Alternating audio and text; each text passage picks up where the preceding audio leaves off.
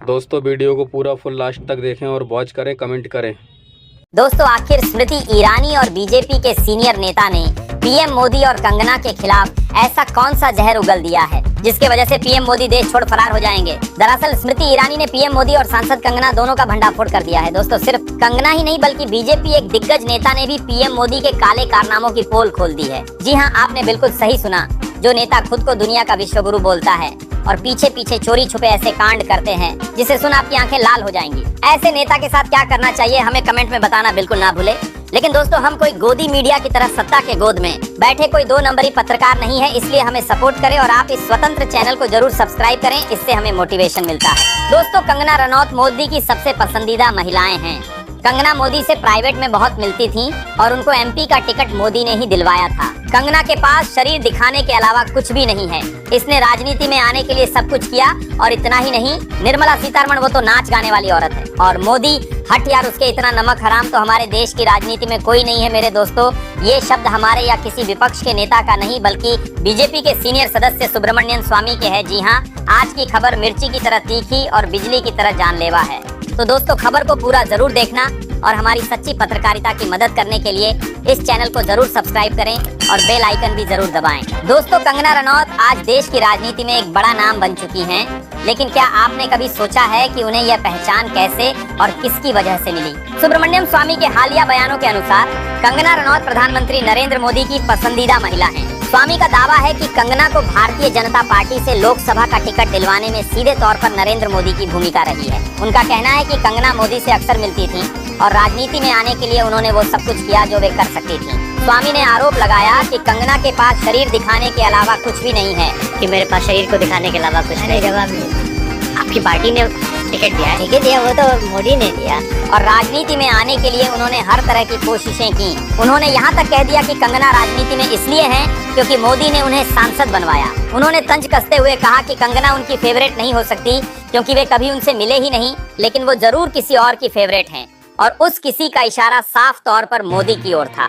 दोस्तों भारतीय राजनीति में चेहरे बदलते हैं, नेता बदलते हैं, लेकिन आरोपों और रहस्यों की आंधी कभी थमती नहीं। जब सिनेमा की दुनिया से राजनीति में कदम रखने वाली अभिनेत्री पर प्रधानमंत्री की खास होने का आरोप लगे तो सवाल उठते हैं। जब एक केंद्रीय मंत्री को नाच गाने वाली औरत कहा जाए तो देश की सियासत हिल जाती है, और जब खुद प्रधानमंत्री को नमक हराम कहा जाए तो समझ लीजिए राजनीति की चूलें हिल रही हैं। उन्होंने न सिर्फ नरेंद्र मोदी के चरित्र पर सवाल उठाए हैं बल्कि धमकी दी है कि अगर मुंह खोला तो मोदी देश में कहीं मुंह दिखाने लायक नहीं बचेंगे। कंगना रनौत को लेकर उनके खुलासे चौंकाने वाले हैं। उन्होंने साफ कहा कि कंगना को टिकट मोदी ने दिलवाया और उनके पास राजनीति में आने के लिए शरीर दिखाने के अलावा कुछ नहीं था। निर्मला सीतारमण को उन्होंने एक ऐसी महिला बताया जिसे देश की इकोनॉमी की कोई समझ नहीं है। इतना ही नहीं, स्वामी ने कहा कि अगर उन्हें बीजेपी से निकाला गया, क्या बोलेंगे, निकाल देंगे तो मैं कोर्ट चले जाऊंगा। तो वे कोर्ट में मोदी के खिलाफ ऐसे ऐसे सबूत पेश करेंगे कि सत्ता का पूरा खेल पलट जाएगा। अब सवाल ये है, बीजेपी आखिर चुप क्यों है? क्या सच में स्वामी के पास ऐसा कुछ है जिससे मोदी की पूरी छवि खतरे में आ सकती है? क्या देश की सबसे बड़ी पार्टी अपने ही एक नेता से डर रही है? क्या कंगना और निर्मला सीतारमण के पीछे कोई और कहानी है जो देश से छिपाई जा रही है? क्या नरेंद्र मोदी पर उठ रहे ये आरोप राजनीतिक विद्वेष हैं या सच का संकेत? आज हम उन्हीं रहस्यों, आरोपों और धमकियों का पर्दा उठाएंगे जिनसे सियासत का सबसे मजबूत चेहरा तक हिलने लगा है। स्वामी ने निर्मला सीतारमण पर भी निशाना साधा। उन्होंने उन्हें नाच गाने वाली औरत कहा और कहा कि उन्हें अर्थव्यवस्था और वित्त मंत्रालय के बारे में कुछ नहीं पता। उनका कहना है कि देश की ग्रोथ रेट 4% से ऊपर नहीं जा रही है और निर्मला सीतारमण देश में केवल झूठ फैलाने का काम कर रही हैं। उन्होंने यह भी कहा कि निर्मला इस जिम्मेदारी के काबिल नहीं है और उन्हें केवल दिखावे के लिए उस पद पर बैठाया गया है। स्वामी यही नहीं रुके, उन्होंने सीधे तौर पर नरेंद्र मोदी को नमक हराम कह दिया और कहा कि मोदी सबसे बड़ा विश्वासघाती है। स्वामी का कहना है कि उन्होंने मोदी को प्रधानमंत्री बनाने में अपनी पूरी ताकत लगा दी थी।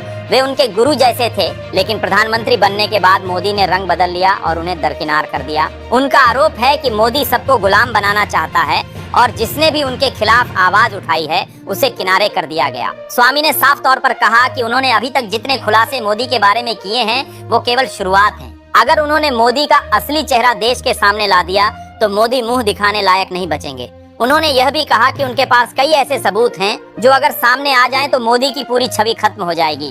जब स्वामी से पूछा गया कि अगर मोदी उन्हें पार्टी पार्टी से निकाल देते हैं तो क्या करेंगे, तो उन्होंने दो टूक कहा कि अगर मुझे पार्टी से निकाला गया तो मैं कोर्ट चला जाऊंगा, और अगर मैं कोर्ट गया तो बहुत सारी चीजें सामने आ जाएंगी। उनका यह बयान अपने आप में एक बड़ी धमकी थी, और शायद यही वजह है कि बीजेपी आज तक स्वामी पर कोई कार्रवाई नहीं कर पाई है। यहाँ सवाल ये भी उठता है कि जब बीजेपी का कोई और नेता मोदी के खिलाफ एक शब्द भी बोलता है तो उसके खिलाफ तुरंत एक्शन लिया जाता है, लेकिन सुब्रमण्यम स्वामी को आज तक पार्टी से क्यों नहीं निकाला गया? क्या स्वामी के पास वाकई कुछ ऐसे सबूत हैं जिनके कारण बीजेपी डरती है कि अगर वह उभर कर सामने आ गए तो पार्टी की साख को गहरा नुकसान हो सकता है? स्वामी ने कंगना और मोदी के रिश्तों पर गंभीर सवाल खड़े किए हैं। उन्होंने बार बार कहा है कि कंगना राजनीति में इसलिए हैं क्योंकि मोदी की उन पर खास मेहरबानी थी। उन्होंने निर्मला सीतारमण को भी बेहद आपत्तिजनक शब्दों में निशाना बनाया और कहा कि उन्हें वित्त मंत्रालय की कोई समझ नहीं है। उन्होंने साफ किया कि मोदी अब अपने सत्ता के नशे में चूर हैं और देश तथा पार्टी के लोगों की कोई परवाह नहीं करते। अब सवाल आपसे दर्शकों से यह है,